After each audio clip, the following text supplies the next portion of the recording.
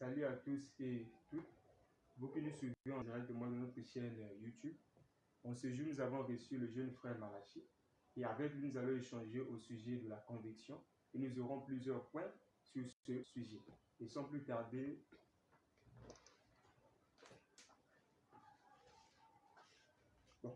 on poursuit frère Malachi.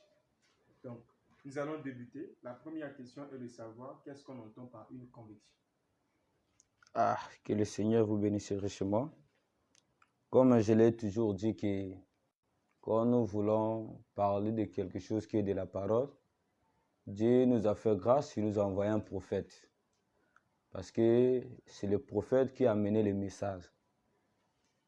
Comme on avait commencé ce sujet, qui est la conviction, et c'est frère Branham, lui qui est le responsable, qui va nous expliquer, qui va nous... Moi, je suis là juste à répéter ce qu'il lui a dit. Parce que moi, je crois que tout ce que Dieu a voulu, Dieu a pensé, Dieu a voulu parler à son épouse dans ces derniers temps, il a parlé par son prophète, par son serviteur, William Marion Branham. Maintenant, si ce mot qui est la conviction, comme je l'ai toujours dit, notre prophète avait l'habitude, avant de souvent conviction, c'était un mot français. Alors, j'ai consulté le dictionnaire Larousse, on m'a donné au moins c'est le mot la conviction. Parce que le mot conviction signifie une certitude fondée sur des preuves évidentes. Donc la conviction, c'est une certitude fondée sur des preuves évidentes. Et deuxième définition, on a dit que c'est une certitude que l'on a de la vérité ou d'un fait. Et troisième définition, on a dit que c'est une certitude que l'on a de la vérité d'un principe ou une certitude d'un principe. C'est bien. Donc, par rapport à cette définition, on pourra aborder une autre question. Oui. De savoir maintenant, en tant que chrétien,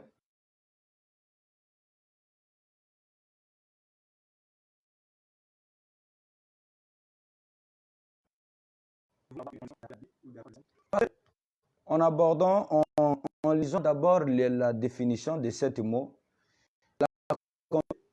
de lire le prophète, nous allons lire d'abord la Bible, parce que la Bible est en train de Romains chapitre 14 à partir du verset 23.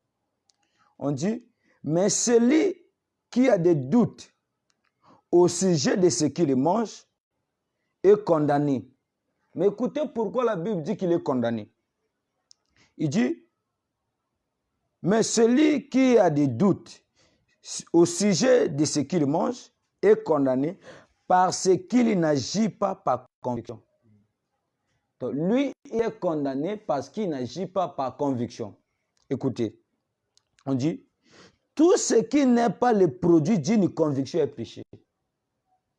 Donc, tout ce que vous faites qui n'est pas le produit d'une conviction, c'est un péché. Même la Bible nous dit que quand vous approchez de Dieu, vous devez s'approcher, vous devez croire premièrement qu'il existe. Donc vous ne devez pas imaginer. Or, la conviction dit que, on dit la définition, on a défini ici que c'est une certitude. Donc vous ne devez pas être dans l'incertitude, vous devez avoir une certitude que ce Dieu existe. Et quand vous avez une certitude que Dieu existe, c'est-à-dire vous avez une conviction. Donc personne ne peut s'approcher de Dieu s'il n'a pas une conviction. Et tout ce que nous faisons, la Bible dit que tout ce que nous faisons qui n'est pas le produit d'une conviction, c'est un péché. Donc c'est alors, nous devons, étant qu'un chrétien, même dans le monde, nous devons avoir une conviction. Parce que tout ce que nous devons faire, si nous n'avons pas une conviction, c'est un péché. Maintenant, cette conviction, oui, ça se produit au niveau de l'esprit ou bien à quel niveau? Bon, cette conviction, d'abord, tout se passe au niveau de l'esprit. Et parce que, même une fois, on dit la parole, la parole, c'est une pensée exprimée. Donc, la conviction, ce n'est pas quelque chose, on voit de sa conviction. Un homme qui n'a pas de conviction, comme on l'avait vu, un homme qui n'a pas de conviction n'est pas un homme. Il n'a pas une personnalité. Donc, tout se passe au niveau de l'esprit. Et la conviction que tu as, tu vas manifester. Tout à l'heure, vous venez de me montrer, d'après la Bible, Oui. ce qu'on entend par une conviction. Est-ce que d'après le message, vous me montrez aussi au sujet de la conviction? Oui, non, au sujet de la conviction, oui, comme je l'ai dit au début, que moi, je n'ai pas un message, ce n'est que le frère Branham qui répond à nos questions. Comment frère Branham parle que nous devons avoir une conviction.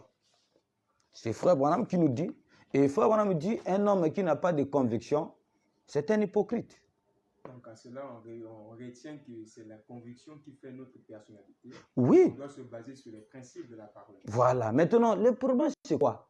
Cette conviction-là ne doit pas se baser sur n'importe quoi. Parce que ta conviction, parce que tu peux être dans l'erreur, tu peux être dans la fausseté, mais si tu as une conviction, tu as la certitude de la chose. Parce que la conviction va avec la sincérité. La conviction va avec la sincérité. Et votre conviction sur la chose que vous voulez faire doit être basée sur la parole. C'est ce qui a attiré beaucoup de gens. Et frère Branham est en train de nous parler ici dans la brochure d'abord, question-réponse. Question-réponse prêché les 15 10e mois 1961. Frère Branham est en train de nous parler en paragraphe 250. Frère Branham est en train de dire, il dit, on gagne un bien-aimé en restant loyal. Frère Branham est en train même de montrer comment on gagne un bien-aimé.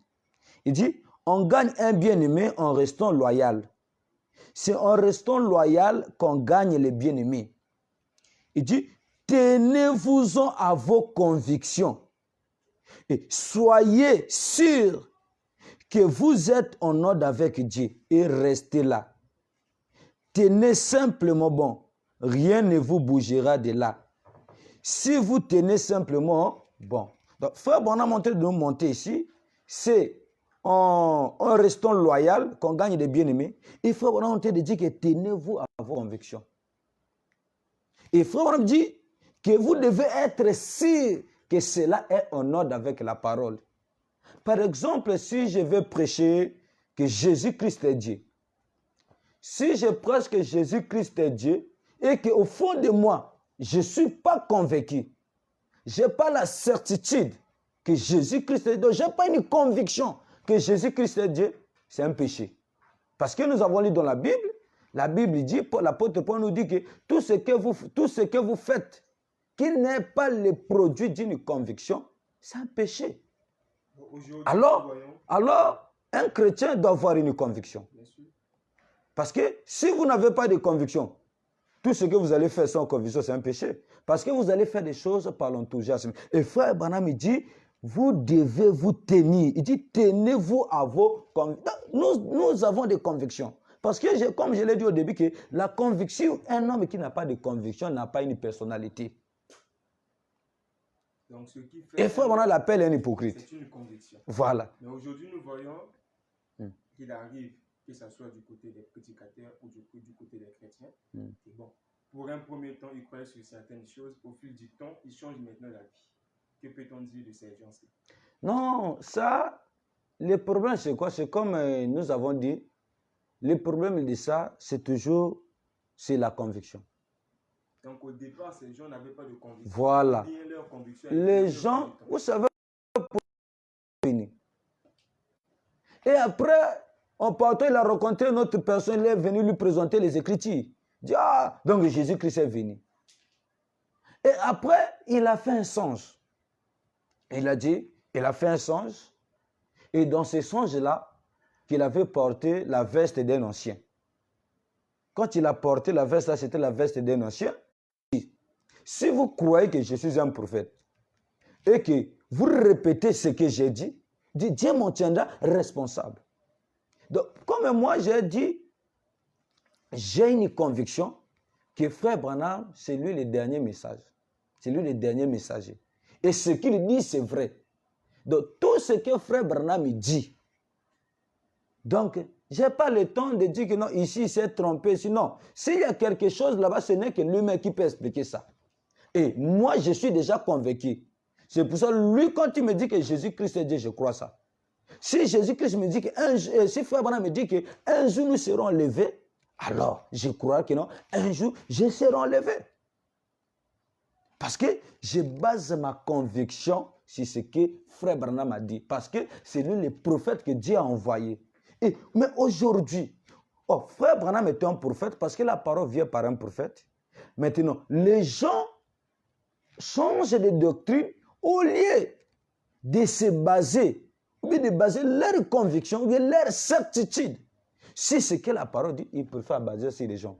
Et des gens-là qui n'ont pas de conviction, qui n'ont pas de personnalité, souvent quand quelqu'un n'a pas une conviction, il n'a pas de personne. Nous avons lu Frère Branham dit, comment l'on dit dire que les gens sont dépourvus de personnalité. Aujourd'hui, les gens sont dépourvus de personnalité quand ils manquent leur conviction. Quand quelqu'un qui n'a pas déjà une conviction n'a pas de personnalité. Et du coup, il croit quelque chose. Il peut aller écouter tel ancien dit et il vient, il a changé. Comme je l'ai dit la fois passée, cette fausse doctrine qui a circulé. Nous tous, on a prêché ça. Que non, il y avait un soulard, les soulards là, les clochards là, saluaient Frère Branham, quand Frère Branham passait, il saluait Frère Branham. Et un jour, il a passé avec Billy Paul. Il dit, oh, mais les clochards, il est où? Oh non, il est mort. Et il a dit à Billy Paul, tu vois, il est déjà au ciel. Nous allons le retrouver au ciel. Les prédicateurs qui parlaient de ces choses, mais s'appuyaient sur quoi? Voilà. Mais pourquoi? Parce qu'ils ont basé leur conviction sur la conviction d'autres personnes. Une personne a fait une déclaration. Les gens n'ont pas eu le temps de vérifier ça. Il prend ce que lui, un ancien a dit. Vu que c'est un ancien qui l'a dit, lui base sa conviction. Et Frère Branham a interdit que vous ne devez pas baser votre conviction, votre point de vue sur la conviction d'une autre personne. Et les gens, on a basé notre conviction sur la déclaration d'une personne. Et du coup, quand on a cherché, on a eu un frère qui, quand le frère là a commencé à prêcher, il nous a demandé l'écriture sur la chose. Et on s'est reculé, on a vérifié, il n'y avait pas l'écriture sur ça. Mais pourquoi on avait basé notre conviction sur les déclarations? C'est comme ça que les fausses doctrines ont circulé. Oh, les gens doivent avoir une conviction sur ce qu'ils prêchent. Si vous n'avez pas une conviction, vous allez, si vous prêchez, vous écoutez, telle personne dit des choses, vous changez, vous allez vous écouter là-bas. C'est ce que nous voyons aujourd'hui. Les gens. Frère Branham me dit que depuis que j'ai commencé à prêcher, depuis qu'il a commencé son ministère, je n'ai jamais changé une iota de ma doctrine. Mais aujourd'hui, beaucoup de prédicateurs changent. C'est un peu de voir. Oui. Parlons un peu des prédicateurs qui parlent auprès des autres prédicateurs pour pouvoir attirer ou épuiser les sermons afin de prêcher à leur peuple. Oui. Maintenant, si on prend leur cas, peut-on dire qu'ils ont un ministère ou pas? Bon. Pour dire qu'ils n'ont pas un ministère ou qu'ils n'ont pas le ministère, ce qui m'étonne, c'est que, vous savez, le ministère, ce n'est pas quelque chose qu'on fabrique. Frère Branham, à un moment, il a vu les hommes d'affaires commencer à envier la chair. Les augiastes modernes. Qui a commencé à envier la chair? Frère Branham les a parlé sévèrement. Il dit, vous êtes les hommes d'affaires.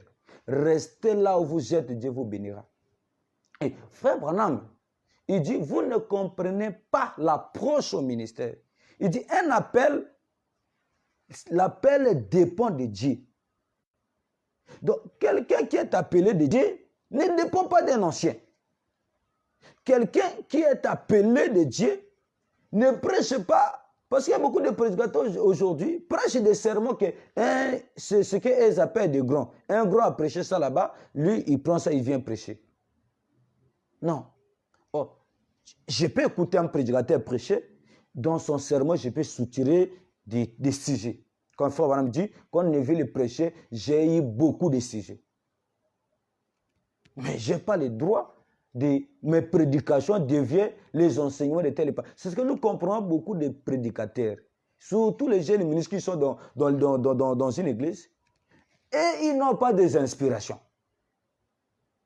Ils n'ont pas de sermons à prêcher. Et ils prêchent seulement ce que leur pasteur prêche.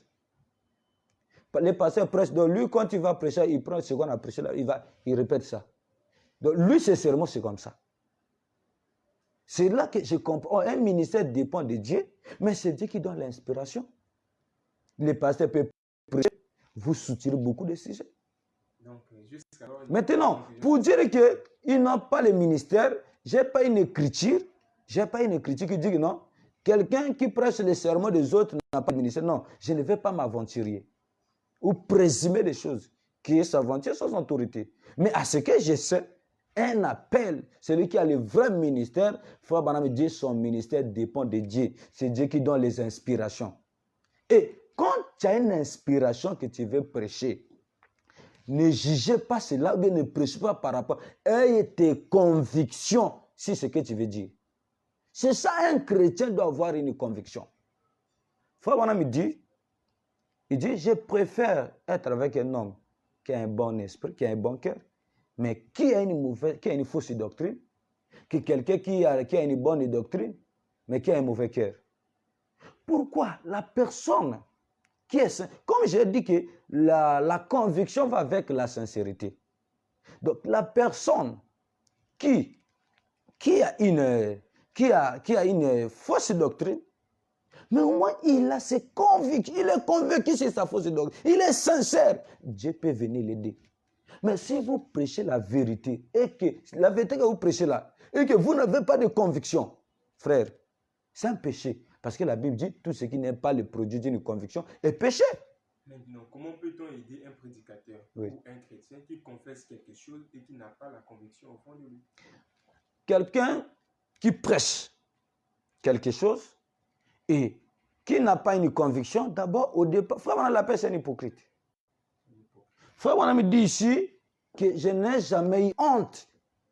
Les gens veulent quoi? Que quand tu prends quand tu as une conviction, une position, cela doit être, et tout le monde doit avoir ça. Ça, on va arriver. Maintenant, Frère Branham a de dire ici, Frère Branham dit ici, dans la brochure Les expériences, Frère Branham dit, non, les premières expériences spirituelles. Et Frère Branham dit au paragraphe 7, il dit, je n'ai jamais eu honte, virgule, et que Dieu me vienne en aide. Frère Branham est en train de montrer la chose là, qui n'a jamais eu honte de cette chose. Il veut encore nous montrer que Dieu lui vienne en aide. Donc il ne change pas cette manière-là. Écoutez, je n'ai jamais eu honte et que Dieu me vienne en aide pour que je sois toujours assez homme pour me lever et exprimer mes convictions. Vous voyez comment Frère Branham le dit. Il dit, il n'a jamais eu honte et que Dieu le vienne en aide d'être assez un homme. Cela, un hypocrite n'est pas un homme. Un homme qui n'a pas de conviction perd sa personnalité. C'est Frère Branham qui le dit. Il dit que Dieu me vienne en aide de me lever, d'être assez un homme pour exprimer. Donc il n'a jamais eu honte d'exprimer d'abord ses convictions. Mais il prie que Dieu lui vienne en aide, qu'il garde cette position. Donc tout chrétien doit avoir une conviction. Que ce soit dans le faux, que ce soit dans le vrai, vous devez avoir une conviction sur ce que vous voulez faire. Et Frère Branham dit, un homme qui croit quelque chose qui est juste, qui a peur de dire ça, c'est un hypocrite. C'est ce que Paul a réprimandé Pierre. Quand il est avec des Juifs, il fait croire aux Juifs que non, lui il ne traite pas avec des païens. Quand les Juifs ne sont là, il traite avec des païens. Et quand les Juifs arrivent, lui, il fuit. Et Pierre l'a réprimandé. Et Paul l'a réprimandé sur ça. Maintenant, un chrétien doit avoir la conviction. Maintenant, tout homme doit avoir la conviction, même un prédicateur. Surtout quand vous voulez prêcher un sujet. Je veux prêcher Jésus-Christ et Dieu. C'est ce qui a attiré beaucoup de prédicateurs. Ils ne prennent pas le temps de méditer. Quand tu lis le vient à la chair, il attend peut-être les inspirations et les déclarations à la chair. Non. Je vais prêcher par exemple syllabe solide. Je dois d'abord étudier ça, selon la parole. Et quand je serai convaincu, et j'aurai maintenant une conviction. Et quand j'aurai une conviction, je vais monter à la chair. Je vais l'exprimer sans. Même si ça condamne le système de l'Église, parce que la parole condamnera toujours le système des églises locales. La parole était toujours contre des systèmes. C'est pour cela que nous devons mettre des systèmes à côté de garder que la parole. Mais maintenant, un homme qui peut monter à la chair, dit la vérité, ce n'est qu'un homme qui a des convictions. Et qui est assez un homme. Et quelqu'un qui peut exprimer ses convictions, c'est un homme qui est assez un homme.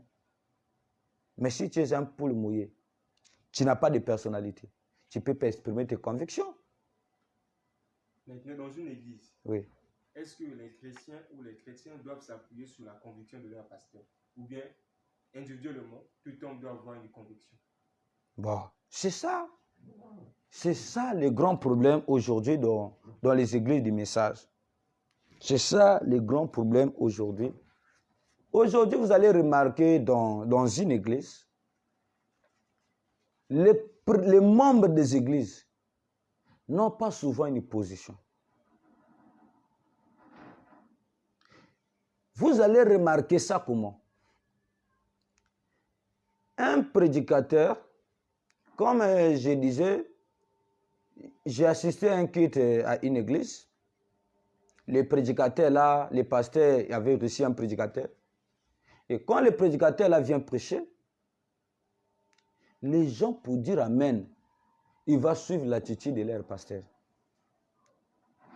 Si le prédicateur dit les choses, s'il voit que le pasteur a sauté Amen, et qu'il a Amen. S'il voit que le pasteur n'a pas dit Amen, lui aussi, il se réserve. C'est un homme qui tire la conviction sur son pasteur. Et frère Branham me dit dans le 7e sceau, il dit, remarquez comment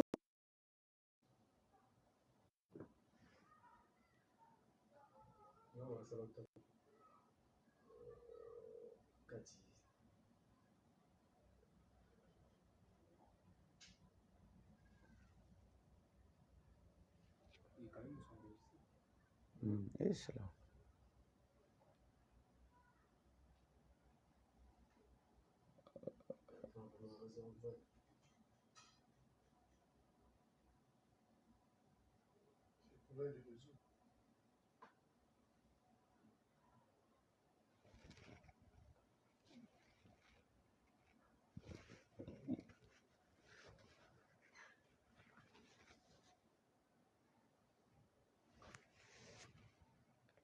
Donc,